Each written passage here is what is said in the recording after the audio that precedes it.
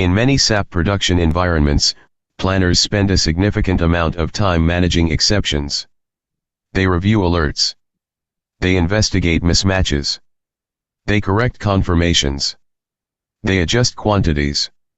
They clear warning messages. And yet, the same exceptions often return again. This creates frustration. It feels as if the system is ignoring the correction, or behaving unpredictably. But SAP is not malfunctioning. SAP is behaving exactly as designed. SAP is a transactional system that evaluates rules continuously. It does not remember what was corrected yesterday. It only evaluates whether a rule is satisfied right now. Each time production data changes. Each time a confirmation is posted. Each time material movement occurs. SAP evaluates the rule again. If the condition that triggered the exception still exists, the exception appears again. Manual cleanup removes the signal temporarily. But if the underlying condition remains unchanged, the signal is regenerated automatically. This is the first limitation of manual exception handling. It treats symptoms, not causes. Now consider the second limitation, scale. Modern production environments generate large volumes of data. Hundreds of orders. Thousands of confirmations. Multiple work centers. Multiple plants. Each transaction can produce signals. And not all signals are equally important. Some affect delivery commitments. Some affect cost accuracy.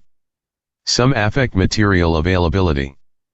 But many signals represent minor deviations with no real operational impact. When planners review exceptions manually, they must examine each signal individually. Over time, this becomes overwhelming. When hundreds of alerts appear every day, everything appears urgent. And when everything appears urgent, true priorities become difficult to identify. This creates a dangerous condition. Alert fatigue. When people are exposed to too many warnings, they begin to ignore them. Important signals are treated the same as harmless ones. And decision quality declines. There is a third limitation as well. Manual review consumes time that could be used for planning and improvement.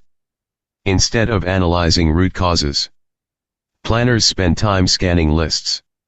Instead of optimizing production flow, they perform repetitive inspection. Manual cleanup is reactive. It responds after signals appear. But it does not prevent signals from appearing again. So the problem is not that SAP generates too many exceptions. The problem is that manual interpretation cannot keep pace with system evaluation. The system evaluates continuously. Humans evaluate intermittently. This mismatch makes manual cleanup fundamentally unscalable. The solution is not reducing data. The solution is improving interpretation. We do not need fewer signals. We need structured logic that distinguishes signal from noise, deviation from impact, information from action. Instead of manually reviewing every exception, we must design systems that classify and prioritize automatically. Systems that identify which signals truly matter. Systems that guide attention to operational risk. Systems that convert raw data into decision support. This is the transition from manual monitoring to intelligent exception management. And this transition begins with visual prioritization. In the next step, we will build a system that evaluates exception conditions automatically and communicates status instantly using visual indicators. Not lists of numbers, but clear signals. Red for action required. Green for normal condition. From manual review to automated awareness. From reaction to control. And that is where scalable exception management truly begins.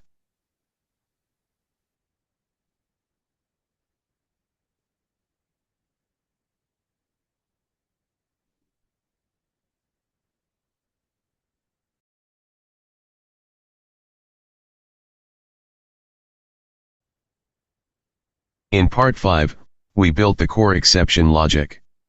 We calculated expected yield. We measured actual yield. We applied tolerance. And SAP flagged the variance. But now comes the most important question. Are all flagged records real problems?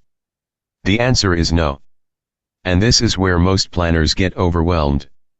Today, we will identify real exceptions. The problem with raw exception lists. When you extract COI or confirmation data, you don't see problems. You see signals. SAP reports every deviation from rule. But SAP does not interpret business impact.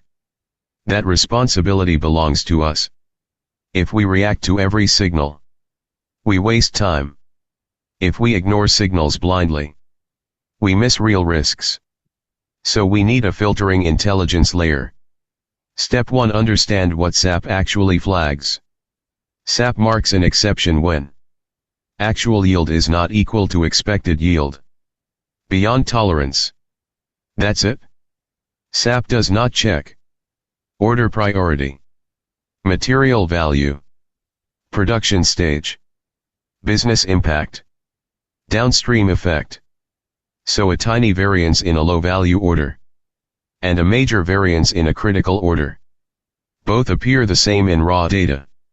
That is why we must classify. Step 2. What makes an exception real? A real exception is one that affects production, delivery, cost, planning, reliability. If none of these are impacted, it is a signal, not a problem. So we need decision logic. Step 3. Apply business filters.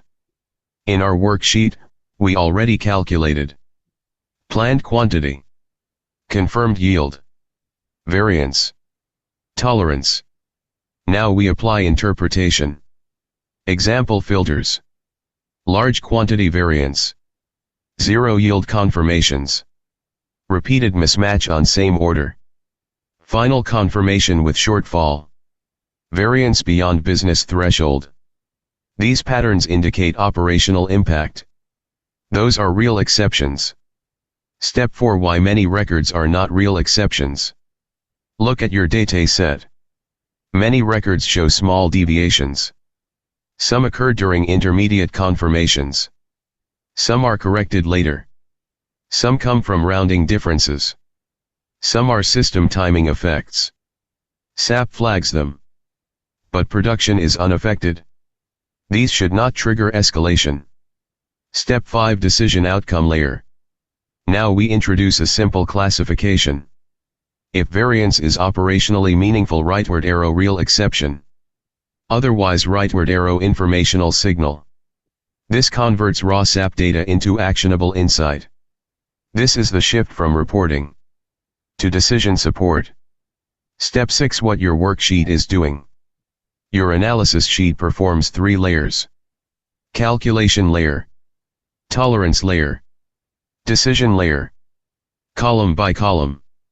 Expected yield, actual yield, variance, tolerance applied, flag decision. The final true/false flag is not SAP logic. It is business logic. And that is the critical difference. Step 7. Why this matters for automation. If automation reacts to every SAP flag, it creates noise. If automation reacts only to real exceptions, it creates control. This is how intelligent monitoring systems work. Not less data, better interpretation. Key insight. SAP detects deviations. Business decides importance. Automation must follow business logic, not raw signals. That is how we prevent alert fatigue. That is how we scale exception handling. Closing transition. Now that we can identify real exceptions, the next challenge is even bigger. What happens when we fix an exception and it comes back again? Why manual cleanup never scales? That is what we will explore next. Next video. Why manual cleanup never scales. Because SAP does not remember fixes. It reevaluates rules every time.